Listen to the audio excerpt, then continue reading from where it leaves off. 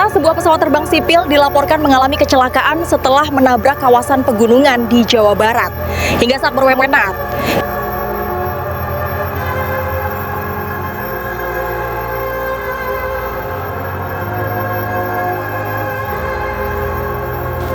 kamu harus antar aku pulang.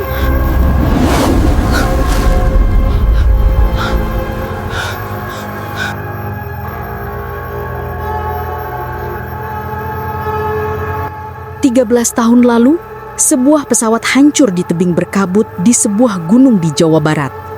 Potongan logam berserakan, tubuh-tubuh hangus sulit dikenali, dan hanya daftar nama korban yang tersisa sebagai bukti.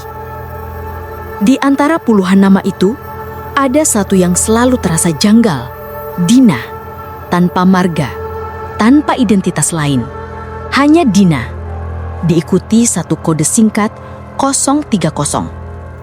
Seharusnya, kisah Dina berakhir di sana, di antara doa, tenda-tenda SAR, dan berita televisi. Tapi bertahun-tahun kemudian, seorang pemandu pendakian bernama Ardi mengaku didatangi sosok perempuan di jalur yang sama. Perempuan yang mengaku tersesat, dingin, dan ketakutan. Dengan name tag kusam di dadanya bertuliskan Dina 030. Sejak pertemuan itu, gangguan tak masuk akal menghantui Ardi dan teman-temannya selama 1 tahun penuh. Suara sinden tengah malam, bayangan perempuan separuh hancur di depan pintu, sampai ritual tukar pakaian dengan harga nyawa. Pertanyaannya, kalau semua penumpang dinyatakan meninggal di lokasi jatuhnya pesawat, siapa sebenarnya sosok yang mengaku bernama Dina 030? Dan kenapa dia seolah belum diizinkan turun dari gunung itu sampai sekarang? Duduklah dengan tenang. Cerita dari bayangan hadir untuk menemani malam sunyi Anda. Kami percaya, cerita horor yang paling kuat adalah yang benar-benar terjadi. Dengarkan kisah nyata horor yang perlahan menusuk akal sehat. Malam ini, horor Indonesia kembali melalui alunan cerita mistik paling damai namun paling menakutkan. Sebuah cerita horor seram telah menunggu. pemirsa, sebuah pesawat terbang sipil dilaporkan mengalami kecelakaan setelah menabrak kawasan pegunungan di Jawa Barat. Hingga saat berwenang, 13 tahun lalu, di lereng sebuah gunung angker di Jawa Barat, serpihan logam dan bau hangus pernah mengambang berhari-hari di udara. Sebuah pesawat uji milik maskapai asing menghantam tebing berkabut. Tidak ada satupun penumpang yang diselamatkan. Di antara deretan nama korban, ada satu nama yang pendek dan ganjil, Dina, tanpa nama belakang, tanpa keterangan lain, hanya Dina. Media menyebutnya tragedi pesawat uji, warga sekitar menyebutnya gunung yang melumat besi dan doa. Bertahun-tahun sesudahnya, di sebuah toko perlengkapan outdoor mungil di Bekasi, Ardi sedang menyusun carrier, sleeping bag, dan rak kompor portable ketika seorang pelanggan tetap menepuk pundaknya. "Mas, temenin gua ke gunung itu yuk," katanya santai menyebut nama gunung yang dulu dikaitkan dengan jatuhnya pesawat. Ardi mengangkat alis. "Kalau hari kerja jangan, jalur sepi gua nggak berani bawa orang. Weekend aja, ramean dikit. Risiko lebih kebaca." Mereka pun sepakat. Tanggal ditentukan, 6 Desember 2025. Rombongan kecil berisi 9 orang terbentuk. Burani yang dikenal peka, Fadil, Lila, Bowo sebagai sweeper, dan beberapa peserta lain yang lebih hobi bercanda daripada serius. Perjalanan dari toko ke base camp berjalan tanpa kejanggalan. Jalan raya biasa, obrolan ringan, tidak ada firasat aneh. Di base camp, suasana tetap normal. Isi formulir, cek perlengkapan, bayar retribusi, lalu doa singkat bersama. Pendakian dimulai sekitar pukul 00.30 dari jalur yang mengarah lewat perkemahan Cimelati. Malam masih pekat saat mereka melewati gang, lalu berubah menjadi jalan tanah, lalu mulai menyentuh kaki hutan. Udara lembab dan dingin. Bambu-bambu beradu pelan ditiup angin, cahaya headlamp berbaris seperti kunang-kunang yang goyah. Di tengah rumpun bambu, langkah seseorang terhenti. Burani mendadak berhenti, memegang batang bambu, Lalu tubuhnya membungkuk. Ia muntah hebat. Ardi menganggapnya hal wajar. Mungkin kebanyakan makan di bawah, gumamnya dalam hati. Namun setelah muntah, Burani tidak terlihat seperti orang yang sekadar mual. Napasnya berat, matanya menatap gelap dengan waspada. Perlahan, ia berbisik, "Mas, tempatnya beda. Energinya nabrak." Jalur menuju pos 1 masih terasa seperti pendakian biasa. Ada tawa, ada keluhan lelah. Sesekali Ardi menghubungi Bowo lewat HT memastikan barisan belakang baik-baik saja. Begitu sampai di pos 1, hal kecil tapi ganjil terjadi. Pos itu dikerumuni tawon, bukan 1-2, tapi banyak, berputar seolah membentuk lingkaran tak terlihat. Ardi ingat satu rumor pendaki. Kalau sebuah titik dikelilingi banyak tawon atau kupu-kupu besar, jangan berlama-lama di sana. Udah, istirahat bentar aja, abis itu jalan, katanya. Mereka menurut meski masih sempat bercanda. Di pos 2, keganjilan lain muncul. Ardi duduk menghadap jalur turunan, mencoba menormalkan napas. Dari arah jalur naik, ia melihat dua perempuan berjalan perlahan mendaki. Yang pertama memakai kerudung hitam dan baju hitam panjang, wajahnya tertutup bayangan, hanya sedikit garis dagu dan bibir tampak. Yang kedua mengenakan baju pink, terlihat seperti pendaki biasa. Refleks, Ardi nyeletuk. "Wih, ada cewek nih, lumayan." Teman-temannya menoleh. "Cewek mana, Mas?" tanya salah satu. "Itu, barusan 2 orang lewat." Ardi menunjuk jalur. Semua menatap ke arah yang sama. Jalur kosong. Hening. Mana ada cewek? Yang lain ikut menimpali. Ardi mengerutkan dahi. Baru aja lewat. 1 hitam-hitam, 1 baju pink. Mereka menunggu. 15 menit, 20, 30. Tidak ada satupun pendaki wanita muncul dari sana. Seolah cuma Ardi yang pernah melihat 2 sosok itu. Untuk mencairkan suasana, ia memilih bercanda. Ia joget kecil, pura-pura jadi MC, peserta ada yang merekam dengan ponsel. Tawa pecah, suasana terlihat normal. Namun, di antara rimbun batang pohon, seolah ada yang memperhatikan mereka diam-diam. Pendakian lanjut ke pos 3. Lelah mulai terasa. Di tengah perjalanan, Fadil yang biasanya bawel tiba-tiba menawarkan diri jalan duluan menuju pos 4. "Gua duluan ya, nanti di pos 4, gua siapin kopi sama cemilan," katanya. "Ya udah, jangan ngebut Dal," sahut Ardi. Ketika rombongan sampai di jalur menuju pos 4, mereka menemukan Fadil tertidur bersandar di batang pohon, posisi setengah duduk. Diteriaki, diguncangi, dipukul pelan, tak ada respon. Ardi menghubungi Bowo lewat HT, meminta kalau barisan belakang bertemu Fadil, tolong dibangunkan. Rombongan utama terpaksa maju pelan. Di pos 4 kemudian, saat sudah berkumpul lagi, Fadil hanya berkata pelan, "Gua nggak ngerti Mas, tahu-tahu gue udah tidur aja." Tak lama hujan turun deras, jam hampir menunjuk pukul 2 siang. Di titik itu, Ardi benar-benar tidak nyaman. Dalam hati ia mengeluh, "Kalau bisa, pengen banget sekarang langsung gue suruh semua turun, duit gue balikin, yang penting aman." Tapi Lila, peserta yang paling ngotot ingin ke puncak, memohon agar lanjut. Perdebatan dalam hati Ardi berakhir dengan 1 kalimat. Tanggung jawab. Pendakian diteruskan. Mereka mencapai puncak sekitar pukul 16.30. Langit menggantung abu-abu, kabut menutup sebagian area. Hanya tersisa 1 rombongan lain yang sedang membereskan perlengkapan untuk turun. Burani menunjuk ke arah kabut, tangannya sedikit bergetar.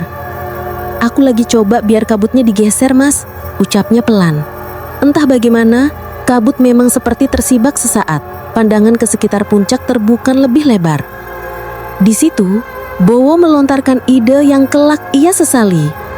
"Ke lokasi kumpulan jenazah pesawat itu yuk, foto-foto sebentar," ujarnya seolah itu tempat wisata. Ardi langsung menolak keras. "Jangan, udah sore, turun sekarang aja." Mereka sempat berdebat singkat, namun akhirnya hanya foto seperlunya, lalu mulai turun. Mereka tidak tahu, di saat yang hampir bersamaan, nama Dina dan Nisa seolah kembali disebut di tempat lain. Bukan di mulut manusia, namun oleh sesuatu yang sejak awal memperhatikan mereka. Senja cepat berubah menjadi malam. Lampu-lampu kota di kejauhan lenyap di balik kabut. Lampu headlamp jadi satu-satunya sumber cahaya. Di tengah perjalanan turun, Bowo, yang seharusnya sweeper, tiba-tiba melesat turun sendirian tanpa lampu, meninggalkan peserta yang harusnya ia jaga. Ini sangat tidak seperti dirinya. Saat Ardi bertemu Bowo di pos 4 dalam gelap, ia langsung memarahi. "Lu kenapa ninggalin peserta?" Bowo memandang kosong sejenak, seperti baru bangun dari mimpi. "Nggak tahu, Mas. Tadi di telinga gue kayak ada yang bisik. Turun cepat, sekarang." Di pos 4, suara beruk terdengar kuat dan berulang. Alih-alih waspada, beberapa peserta justru menjadikannya bahan bercandaan. Menirukan suara, saling sahut-sahutan. Ardi murka. "Ini gunung, bukan tempat lo pada ngetes nyali norak. Ini Gunung Indo, bukan gunung wisata biasa," bentaknya. Mereka lanjut turun. Disinilah kekacauan berlapis mulai terjadi. Lila tiba-tiba berhenti, jongkok, menatap tangannya sendiri. "Mas, kok tangan kiriku nggak ada?" Suaranya gemetar. Ardi yang berada di dekatnya melihat jelas kedua tangan Lila utuh. Ia pegang, ia pijat, ia tepuk, ia tunjukkan. "Ini adalah, nih gue pegang." Lila menggeleng, menangis. "Enggak, Mas, aku nggak lihat, tangan kiriku hilang." Salah satu peserta merekam momen itu dengan ponsel. Belakangan, ketika video diputar, sesaat di belakang Ardi, di sisi pohon, tampak seperti wajah pucat yang mengintik, lalu lenyap dalam gelap. Ketika Lila sedikit tenang, gangguan berpindah. Fadil yang tadi sudah bisa bercanda, mendadak menabrak Burani lalu berhenti, dengan tatapan kosong. Mata terbuka, menatap lurus, tapi tidak ada jiwa di sana. Bibirnya malah membentuk senyum lebar dan kaku tidak wajar. Ardi mengangkat headlamp mendekat, ingin memastikan Fadil baik-baik saja, dan justru membuat dirinya sendiri bergidik. Wajah di depannya terlihat seperti Fadil, tapi senyumnya bukan milik manusia yang kelelahan. Ada sesuatu yang meminjam ekspresi itu. Bowo yang berdiri di samping langsung refleks memukul kepala Fadil pelan. "Ngapain lu senyum-senyum begitu?" Tubuh Fadil kaku, seperti patung. Butuh beberapa menit hingga ia bisa digerakkan dan diajak bicara. Sepanjang momen itu, hanya Ardi yang mendengar sesuatu. Suara ramai seperti kawanan burung laut yang sedang berteriak. Padahal, mereka berada di hutan gunung yang jauh dari pantai.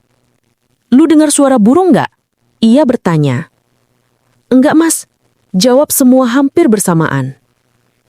Makin turun, rasa tak nyaman makin menebal. Seorang bapak yang ikut rombongan bergumam. "Dari tadi kok nggak nyampe-nyampe ya? Rasanya jalannya muter di sini terus." Ardi langsung memotong. "Pak, jangan ngomong begitu. Jalan aja. Yang penting turun." Tak lama peserta lain menutup hidung. "Mas, bau bangke banget." Ardi kembali menahan. "Kalau nyium yang aneh-aneh, simpen dulu. Jangan diucap. Fokus jalan." Di satu sisi jalur, Ardi sempat melihatnya jelas. Sosok putih bergaun panjang berdiri di antara pepohonan, hanya berjarak 2 meter dari jalur. "Mas, di kanan apa itu?" Salah satu peserta histeris. "Udah, jangan lihat ke situ. Turun," kata Ardi tegas. Lama sekali, hingga akhirnya mereka mencapai pos Simaksi dekat bawah. Jam menunjukkan sekitar 23.30. Seorang ranger sudah berdiri menunggu. Jaketnya basah lembab. "Kalian lama banget," katanya pelan. "Kayak kejebak waktu." Padahal menurut estimasi jarak dan durasi normal, langkah mereka tidak seharusnya selama itu. Ardi baru menyadari satu hal. Mereka memang sudah turun dari gunung. Tapi perjalanan lain yang tidak memakai kaki baru saja dibuka. Beberapa hari setelah pendakian, yang aneh-aneh mulai datang bukan dari hutan, tapi dari rumah masing-masing. Di rumah Fadil, Keluarga terbangun tengah malam karena mendengar suara sinden di ruang tengah. Saat mereka mengintip, Fadil duduk sila setengah sadar. Tubuh bergoyang pelan sambil melantunkan tembang Jawa yang tidak ia kuasai saat normal. Di rumah Lila, gangguan lebih visual. Saat hendak tidur, ia melihat seorang perempuan berdiri di ambang pintu kamar. Bajunya sobek, wajahnya aneh. Sisi kiri seperti hancur gosong. Sisi kanan masih utuh. "Bantu aku, temani aku." Begitu yang ia dengar. Nama itu kemudian muncul dalam mimpi Dina. Saat Lila mengecek daftar korban jatuhnya pesawat di gunung itu, ada satu nama tunggal yang sama, Dina. Di toko outdoor, tempat Ardi biasa tidur tanpa rasa takut, mendadak suasana terasa lain. Suatu malam, walau toko berada di pinggir jalan ramai, ia merasakan ketakutan yang tidak rasional. Ia sampai menghubungi saudaranya dengan alasan bahwa makanan malam-malam. Padahal, ia hanya tidak mau sendirian. Beberapa hari kemudian, teman yang menginap semalam di toko bercerita. "Gue kebangun jam 2. Waktu gue nengok ke belakang, ada sosok tinggi banget, hitam, berdiri di ujung rak. Rambutnya panjang, setiap helai kayak selebar jempol. Dia lagi ngeliatin lu, Di. Dari tadi." Di titik itu, Ardi menyerah. Ia memutuskan pulang ke Bogor mencari bantuan ke keluarga dari garis ibunya. Di keluarganya, sudah lama beredar kabar bahwa beberapa orang punya kelebihan untuk menangani hal seperti itu. Di rumah seorang sepupu, Mbak Sari, yang sering jadi mediator, Ardi baru tahu siapa makhluk yang disebut-sebut memegang kendari di jalur itu. Nama yang keluar dari mulut Mbak Sari saat ia berada dalam kondisi kerasukan adalah Ki Rengga. "Bukan yang kelas receh," kata Mbak Sari kemudian. "Dia punya banyak pengikut. Di gunung itu, dia seperti komandan." Lewat tubuh Mbak Sari, sosok itu marah. "Kamu masuk wilayah saya tanpa pamit." Suaranya berat. "Aku sudah bawa rombongan baik-baik. Niatnya jelas. Kita berdoa sebelum naik. Apa kurangnya?" Ardi membela. "Caramu tidak sesuai. Kamu bawa tamu agung tanpa sadar. Kamu dilindungi. Jadi aku ambil 3 yang lain. Aku ikat di pohon." Suara itu mendesis. 3 jiwa yang dimaksud, Fadil, Lila, dan satu peserta lain yang namanya tidak pernah disebut jelas. Negosiasi panjang terjadi antara Ki Rengga, Mbak Sari, dan sosok lain yang turun sebentar, Mbah Suro, leluhur mereka. Setiap kali Mbah Suro bicara lewat tubuh berbeda, suara di dalam diri Mbak Sari mengecil, seperti ketakutan. Di luar rumah, hujan turun tanpa jeda. Kabut tebal menutup pagar dan jalanan sampai-sampai rumah di depan tak lagi terlihat. Pintu dan jendela seperti ada yang mengguncang dari luar keras. "Di gunung itu, mereka lagi pada perang cuma buat ngebelain kamu, Di," kata Mbak Sari pelan setelah sadar. "Pendakianmu ke sana nggak cuma ngundang capek fisik, Di." Ardi hanya bisa duduk terpaku. Ia naik gunung demi sunrise dan cerita seru. Pulangnya, ia membawa konflik antara dunia yang tidak pernah ia lihat. Saat gangguan di rumah Fadil makin sering, kakaknya pernah mendadak kayang tengah malam, dan Fadil kembali nyinden 4 malam berturut-turut. Ardi akhirnya menyerat Fadil ke Bogor. Di hadapan Mbak Sari, Fadil duduk dengan mata setengah terbuka. Tubuhnya bergoyang pelan mengikuti tembang yang keluar dari mulutnya sendiri. "Gue malu, Mas," bisiknya lirih di sela lagu. "Biarin, yang penting keluar semua," jawab Ardi. Proses pengeluaran penumpang di tubuh Fadil sangat berat. 3 orang menahan tubuhnya. Nafas Fadil tersengal seakan habis lari tanpa henti. "Dia masih diikat sesuatu," kata Mbak Sari. "Pegangannya di tangan." Negosiasi kembali terjadi dengan sosok yang menumpang. Akhirnya disepakati tukar barang, bukan tukar nyawa. Semua pakaian yang Fadil kenakan selama pendakian ke gunung itu, jaket, celana, kaos hingga kaos kaki harus dikumpulkan dan dibakar. Biar ikatannya pindah ke itu saja, kata Mbak Sari. Belum selesai di situ. Dalam tahap lain, Fadil menatap telapak tangannya dengan ngeri. Menurut ceritanya, ia melihat seekor ular besar keluar dari tangannya dan digiring Mbak Sari ke gedebok pisang sebesar lengan. Gedebok itu kemudian dibungkus kain putih, dimasukkan ke karung. Tolong buang ini ke sungai besar. Jangan sampai ada yang lihat. Jangan sampai ada yang penasaran, buka lagi. Pesan Mbak Sari. Siang hari, Ardi dan salah satu saudaranya membawa karung itu ke tepi sungai lebar di kampungnya. Setelah memastikan tidak ada orang memancing atau lewat, mereka melemparkannya ke arus yang deras. Sejak saat itu, Fadil berangsur membaik. Gangguan di rumahnya mereda. Namun Lila adalah cerita lain. Lila sudah beberapa kali menemui orang pintar di tempat berbeda. Tapi tiap kali dibersihkan, gangguan datang lagi. Menurut Mbak Sari, orang-orang itu cuma dikasih lihat jalannya, tapi pintunya gak dibuka. Yang dikasih kunci cuma yang di atas itu, sama kamu, ujarnya menatap Ardi.